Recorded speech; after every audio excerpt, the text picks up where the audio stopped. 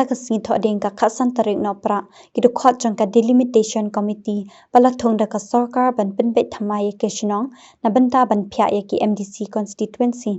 yakate ka public hearing la penlong ha office jong ka ki HADC West Khasi Hills Hanong Stone hakabala panya da upa S Khars Imli ubade uchairman ka committee hakate ka si kumba khandai tali ki Shnong kilawan ban mi khman Kani ke jingwan ini kata delimitation committee kalau Pynbeit Thymmai ke constituency man pihak kalau Pynbeit maka kita Shnong ke bahap syakul constituency kita jan syakul pat constituency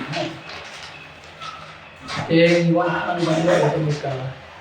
hearing public hearing mansngap ikipai bah ke kewakilan ban na kailan jumpi ikot ikiliawan idon Shnong ki bajan sya ko iko constituency relapon application ipat berkejikan pat jumpi kalau sobhawa penat no sya ka constituency ke ba kamjan ke ikajiman ke ini hanya kalau tak kita tambah Pynbeit itu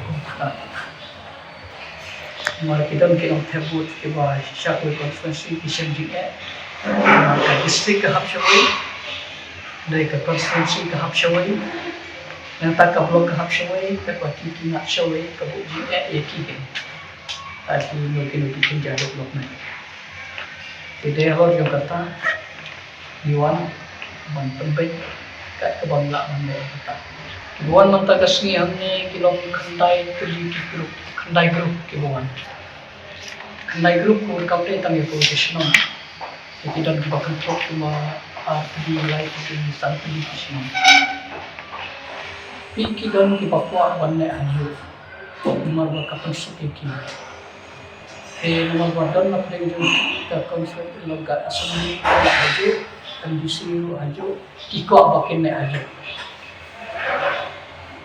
Pepre kita empat kita tak ada dalam showing, buat kondisi showing. Kita kewan pada tempat bala dolong kepala man penuan haju buat MDC pada banyak